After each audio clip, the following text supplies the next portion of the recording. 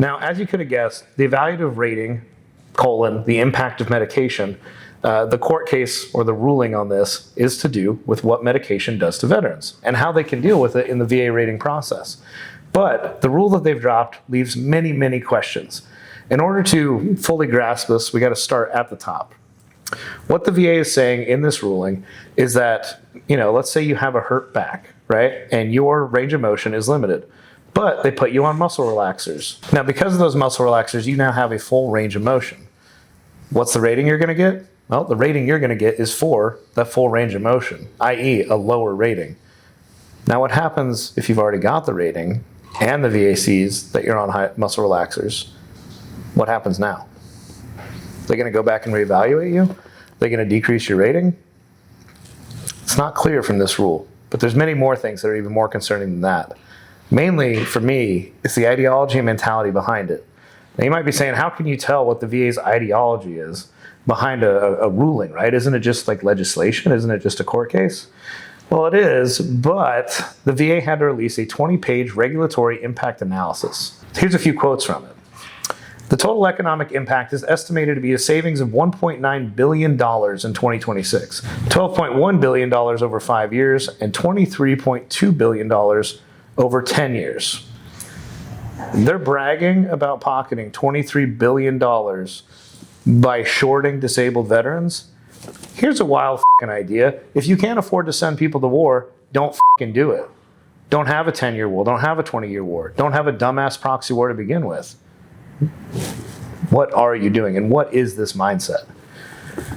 Next, this will be requiring re-adjudications of over 350,000 currently pending claims.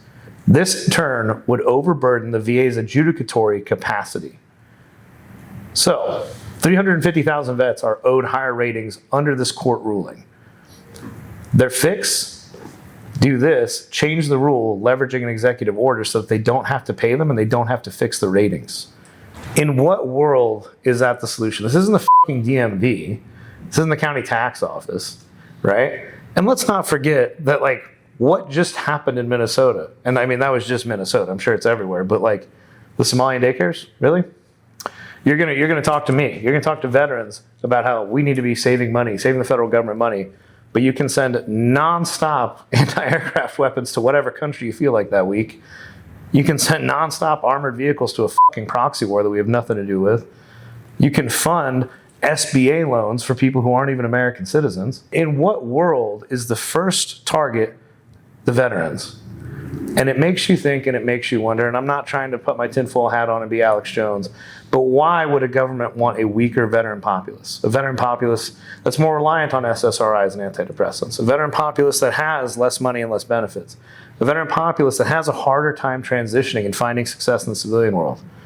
A veteran populace that is kept down because they can't even get the fucking financial stability to start to use the promised GI Bill and educational benefits they got. Why? Why do you think the government would want that? I'm not trying to paint a picture. I'm just trying to say I've been watching these policies for the past 24 months, and there is a concentrated, weaponized, intentional surge of policies. Just last week, we had California Bill 694. That bill was dead on the floor. It was not supposed to pass. It was not going to go anywhere. It wasn't even a concern. At the last minutes, the California state government said, you know what, we'll give veterans a $20,000 tax break on this bill. And it therefore became toxic to vote against. Because we all know the media would run and they would say, well, now so-and-so voted against the $20K tax break for veterans. They're the devil. When in reality, all that bill did was limit the access pathways to veteran benefits, increasing veteran suicide, increasing veteran homelessness, decreasing veteran health and wealth. And guess what? 6 other states have similar bills in the process right now. Why do you think in 2026 this is happening? Why do you think right now all the forces are converging? Do you think it's coincidence? I don't. And I'm making this video and I'm telling you all these facts so that you can start to understand the picture, and don't take my word for it. This is all open source. You can Google it. It's all out there. In fact, if you go through our YouTube videos, there's links to every single thing we talk about. None of this is just Luke's conjecture and opinion. It is fact-based. Let's get back to the quotes here. But I hope that's starting to make sense and you're understanding why you need to take action. This regulation is immediately needed to minimize the negative impact of an erroneous line of cases culminating in the recent decision of Ingram v. Collins. In no other federal agency do they just get to say, hey, I know that the case precedents on this state clearly that this is what we have to do, but hear this, that. That's what the VA just did. And if only they would do that for the right direction. If only they would take a look at accreditation and how broken it is and how limiting it is and say, you know what, this limits the way that people can build and innovate and help veterans. And say, you know what, screw that law, here's this. These people are appointed by the Trump administration and put into these positions, and they are making these decisions and they are advocating for these policies. Is it for their careers? I hope not. Because God help you if you get out of this appointed position and you ever try to work in the private sector again. What are you thinking? Where do you think this is going to go and take you? I've been one of the biggest advocates for Secretary Collins. I think he's done a great job of closing the claim window, right? Bringing that claim processing time down to 145 days or less. Amazing work. This is the biggest tarnish upon the VA outside of the number of veterans killing themselves on VA properties that I've witnessed in my entire time being a veteran. To summarize my tangent here, they call the federal court decision erroneous, and the VA told the Court of Appeals for veterans claims to pound sand. It's an interesting take. It's an interesting strategy, and I'm not sure how that works. It seems like they're just making it up as they go now. Per their impact report, another direct quote, the VA could be required to assign a disability rating based on the level of disability a veteran would suffer if not for that medication. This is an impossible, unquantifiable, and hypothetical standard. So they're saying if the pills let you walk, then you're not actually experiencing the disability anymore. I can tell you, I herniated a disc in my back like 4 months ago. Nothing to do with military service, really. Been out for over 10 years. Took muscle relaxers so I could walk. It does not mean that I didn't have that disability. It doesn't mean you can walk right, exercise, have sex, walk your dogs, play with your dogs, push when you shit. Anything that might particularly matter to you. They do not realize the impact that this will have on millions of families. Millions of families. It's not the veteran alone. How many veterans are at 100% combat wounded, combat disabled? They got property tax exemptions. They rely on that income. It does something for them. They transfer benefits to their kids. And a rule like this, flying in the face of federal court, flying in the face of VA regulations, flying in the face of their own 38 CFR, where it states that if it is as likely as not caused by service, they must rule in favor of the claimant. This is called the benefit of the doubt doctrine. And the VA is taking the most massive prophetic Cleveland steamer upon the benefit of the doubt doctrine that I have ever come across. It is absolutely wild. Next quote. Ingram requires VA to retrain all of its medical examiners. Now, when they say Ingram, they're referring to Ingram v. Collins, the case. Ingram requires VA to retrain all of its medical examiners to make decisions based not on the evidence before them, but instead based on what they imagine the evidence would show if a veteran's disability were left untreated. So instead of retraining their people, they're just going to rewrite the law. They're going to fly in the face of a federal court decision. But God help you if you happen to be the one company that's innovating, investing in technology, building better systems for veterans to do the right thing, save lives, and change the system to make the whole damn thing more effective, to increase the speed at which veterans can access their benefits. Oh, if you're that guy? Well, if you're that guy, let me tell you how it feels. I am forced and pushed into trying to deal with the system of accreditation. Mind you, the system of accreditation is not only unclear, unfair, and damn near commercially unattainable. You literally can't get accredited as an organization. You can get accredited as an individual. Okay, so why don't I send all of my employees, the 300 veteran jobs that I've created in the past 13 months, why don't I send them to go get accredited? I'd love to. I would love to, but let me tell you, and I hope you watch this, Mr. James Bear. I hope the OGC at VA, I hope Mr. Collins, I hope Trump sees this. I would love to. I would love to play by your rules in this outdated and antiquated accreditation law that you've got in 38 CFR. But you can't. You can't tell a company, hey, in 12 to 18 months, by the way, we don't fucking know, your guys will get accredited. It'll happen, maybe. If they pass a test that there's no official study guide for, if they go to one of the proctored exams that we don't have the release dates out for, if they somehow make it through the 6 to 8 month process, what are you supposed to do? You're supposed to hire somebody and say, hey, in 8 months, you can do work that makes revenue for the company. Let me just hang on to you till then. It doesn't work. So instead of bending the law, which apparently the VA can do now, to open access, create more accredited individuals across this nation that can help veterans access their benefits better, quicker, stronger, faster with upgraded technology, they would rather say, the actual inconvenience for us is how much money we're going to have to pay the vets. If this doesn't have you furious and boiling yet, I don't even know what you're doing.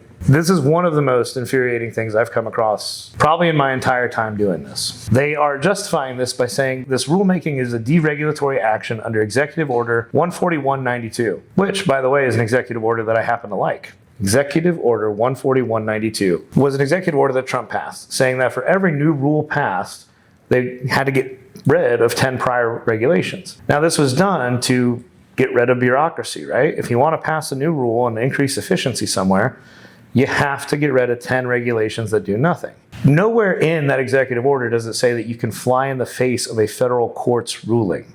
Nowhere. I don't quite understand how they're doing this, and admittedly, I'm not a lawyer. Not a constitutional lawyer. Pretty smart, gone through 38 CFR quite a bit. But today, I'm just confused. And not just on the how, because you know what? These bureaucrats and these lawyers, they can probably find a how to any why. But I'm concerned about the why. As I alluded to earlier, this is concentrated. There is a push. It's all coming at once. The NPR articles, the Washington Post articles, this ruling, the California bills, 6 other bills. The VSOs, like the DAV, VFW, American Legion, they're hemorrhaging members. They're hemorrhaging dollars. But instead of spending their money lobbying to protect veterans from shit like this, they're attacking other people like me. It's pretty wild work. They view me as a threat because we're more effective than them. And they don't like that veterans might not need to go to a bar and get drunk every night to reminisce and stay in the exact same spot in life. But we don't do that anymore. And if you're watching this video, I already know you're not one of the vets who does that. You're one of the vets who wants to go somewhere in life, who wants to get to stability, who wants to take bets on yourself, who wants to build a business, who wants to build a life. That's who you are. And rules like this do nothing but try to cut you down. Take away the benefits that you served for. Take away the benefits that you earned. We're going to get into how to take action on this and make your voice heard to the federal government and the world very shortly. One final quote that I want to point out, maybe one of the better ones in this. The VA does not anticipate reductions to current staffing levels. So $23 billion saved, 0 bureaucrats fired. Yeah. Your money is going to some Beltway bandit. The benefits that you earned, the sacrifices you made, it's paying for a house in Alexandria now. That's what that says. Now, while the VA steals $23 billion from you, the same VSOs are out here screaming about claim sharks. They're pushing bills like California's SB 694 to protect veterans, when really all they're doing is they're creating a monopoly for the plaintiff's attorneys, for the lawyers that these VSOs push people to and get kickbacks from. It is beyond absurd. And some VSO may comment on here, we don't get kickbacks. Okay, cool. Show us your donor rolls. There's no lawyer lobbying organizations. There's no law firms. No? You sure? I'd love for you to make those public record. And now let's just look at you, the veteran. They're telling you that you don't have a right to choose who helps you. Think about that. Oh, hey, you can file your taxes, but only directly with the IRS. You can go to court, but you can only use the public defender we assign you. In what parallel, in what analogy, in what other place in the world would this be a fucking acceptable policy? Hey, you, the kid that signed up at 18, 19, 20 years old to serve your country, go to war, potentially die, watch your friends die, get hurt. The kid that we trusted with a $3 million truck, $80,000 machine gun, $20,000 radios to hike over the mountains in Afghanistan. You? Well, you're too fucking dumb to make your own financial decisions. You don't get to choose. In fact, Daddy's going to protect you. Daddy Newsom's going to protect you. The VSOs would rather that than lose their perceived relevance. They don't see the writing on the wall, or maybe they do, and that terrifies them. And it should. The VFW spends roughly $160,000 on federal lobbying, and that was as of 2024. The American Legion spent between $190,000 and $760,000 across all state and federal lobbying. $760,000? And y'all couldn't, you weren't worried about this. You weren't worried about the actual veterans' rights. You were worried about yelling about claim sharks. Meanwhile, you've got companies like, there's a company out there that people call a claim shark left, right, up, and down. Veterans Guardian. And I'm not saying I like them. I don't. I don't like how much money they take. But I'll tell you what they are doing. They're spending over $2.3 million a year lobbying. And you know what they're lobbying for? They're lobbying for choice. They're lobbying for veterans' rights. Now, yeah, of course, they're lobbying to protect their business model as well. But at least they're saying, hey, give the guys a choice. If they don't like our product, they're at least financially smart enough at a basic level to understand, hey, I do or do not want to engage with this. Welcome to capitalism. So shout out to you guys for at least going in the right direction. The people that the VFW, the DAV, want to call the devil the most often are at least the ones fighting for veterans to have a right to choose. I'm obviously here in DC. If you couldn't tell from the background, the Jefferson Monument is right behind me. The Washington Monument's right there. Testaments to the great men who built this country, great men who did amazing things and put it all on the line. Signers of the Constitution, knowing that that was likely their death warrant. And for many of them it was. They made huge sacrifices for this nation to do what they thought was right. And I can tell you here at VetClaims.ai, our sacrifices are nowhere near that great. Every single person on our team is fighting for your right to choose. Fighting for your right to have access to better systems, better technology, better access to benefits, a better path forward so that you can start to take bets on yourself, so that you can build the life and live the American dream, which you fought to protect. The VSOs, clearly not concerned with it. Let's get into the meat and potatoes here a little bit. They mentioned many case laws in the impact report that they did. Jones versus Shinseki in 2012 stated that you can't use meds to deny higher ratings. McCarroll decision in 2016 doubled down on that. And finally, Ingram v. Collins in 2025 states that rating the baseline without counting the meds. The VA's response, all these court cases are wrong. We're just going to change the regulations so that we don't have to pay up. So what does this mean for you? Every knee, back, shoulder, hip, and ankle claim just got harder. Arthritis, well, if you're on pain meds, guess what? You're probably not going to get a rating. If your PTSD is quote unquote managed by SSRIs or any other sort of drug, guess what? Probably not going to get a rating, or you're definitely getting a lower rating. There's hundreds of thousands of increase that should have happened almost overnight based upon this ruling.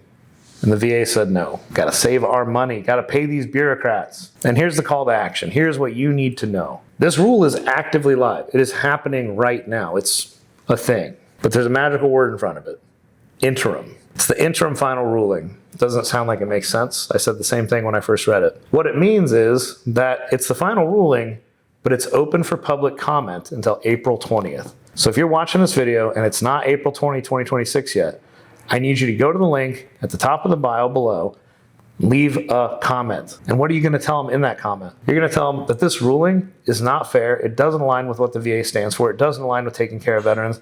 And medication reducing symptoms does not reduce the disability nor reduce the value of it. Your disability doesn't end because of the meds that you take. It doesn't end because you can walk better one day, walk worse the next. Your disability will always be your disability, and you will deal with it and you will fight with it, and it will affect you for the rest of your life. It's a fact. And the VA wants to diminish that, which is completely counter to their entire mission. I need you to use the link at the top of the bio below and comment on this ruling. Tell them why it's wrong. Tell them how it'll affect you. Tell them how you see it affecting your friends. Tell them about the anxiety it can cause in veterans. Tell them how insane it is, how bothered you are. Don't cuss, don't get crazy, don't threaten anybody, and make your voice heard. Call your congressman, call your state congressman, call your governor's office. This is not something to stand idly by for.